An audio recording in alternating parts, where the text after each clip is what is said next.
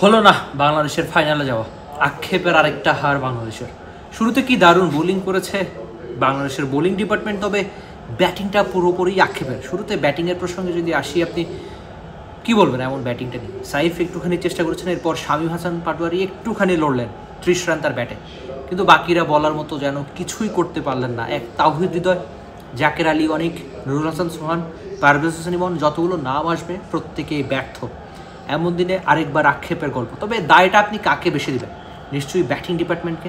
Bowling যখন আপনার অপোনেন্টকে আপনি 140-এর নিচে থামাবেন এমন একটা গুরুত্বপূর্ণ ম্যাচে, তখন আপনাকে ম্যাচটা জিততেই হতো। কিন্তু ওই যে আক্ষেপ বাংলাদেশের ব্যাটিং ডিপার্টমেন্টের, যেখানে আমরা অনেক আশার গল্প বলেছিলাম, আশার গল্প তারাই আমাদেরকে বলাতে বাধ্য করেছিল। নেদারল্যান্ডসের বিপক্ষে সিরিজ, ইনফ্যাক্ট টানা 3 টি-20 এই সিরিজ যেভাবে বাংলাদেশ শ্রীলঙ্কার সঙ্গে, পাকিস্তানের সঙ্গে, নেদারল্যান্ডসের সঙ্গে ভালো ক্রিকেটটা খেলেছিল ব্যাটিংয়ে। ওয়ালটন বিএলডিসি ফ্যান, খরচ বাঁচে 65% পর্যন্ত। ওয়ালটন বিএলডিসি ফ্যান ছড়ায় স্বস্তির সবুজ হাওয়া। সেই কাজটাই তারা এশিয়া কাপে করতে পারেনি। অন্তত এমন গুরুত্বপূর্ণ ম্যাচ, আপনি ইন্ডিয়ার সঙ্গে হেরেছেন, আপনার একটা সুযোগ ছিল, আপনি নিশ্চয়ই জিততেই চাইবেন, কিন্তু সেই জেতার ম্যাচেই যেভাবে শুরু থেকেই ধারাবাহিকভাবে উইকেট হারিয়েছে বাংলাদেশ, সেখানেই তো ম্যাচটা শেষের দিকে চেষ্টা করেছিলেন বটে শামীম হাসান পাটোয়ারি, কিন্তু ওই রানটা নিশ্চয়ই যথেষ্ট ছিল না। তিনি 30 করেছেন, কিন্তু বাকিদের রানে বা ব্যাটে যেন ওই রানটুকুও নেই। মানে লড়াকু ইনিংস বা সংগ্রামটা যাকে বলে, ওই সংগ্রামও টি-20 ক্রিকেটে বাংলাদেশ করে দেখাতে পারেনি।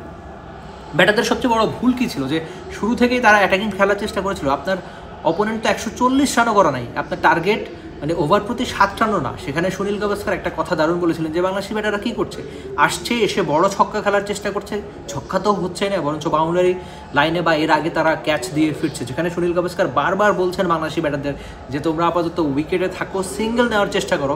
সেখানে বাংলাদেশি ব্যাটাররা হিরো হওয়ার জন্য গিয়েছেন, তারা হিরো হওয়ার জন্য গিয়ে বাউন্ডারি লাইনে বারবার ক্যাচ দিয়ে ফিরেছেন। প্রায় প্রত্যেক ব্যাটার একই রকম আউট হয়েছেন এমন দিনে, তাই আক্ষেপের গল্পই সঙ্গী বাংলাদেশের। অথচ শুরুতে কি দারুণ বোলিংটাই করেছে তাসকিন আহমেদ তাজিম, রিশাদ, শেখ মেহেদি, প্রত্যেকেই দারুণ বোলিংটা করেছেন, কিন্তু ওই যে শেষটা আক্ষেপেরই হলো বাংলাদেশের।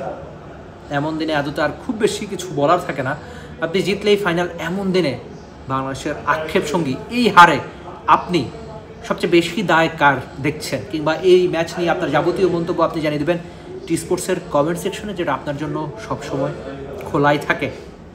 For more updates, subscribe to our YouTube channel and click on the bell icon. Follow us on Facebook and Instagram. Download T-Sports app to enjoy exciting games and highlights. Visit tsports.com.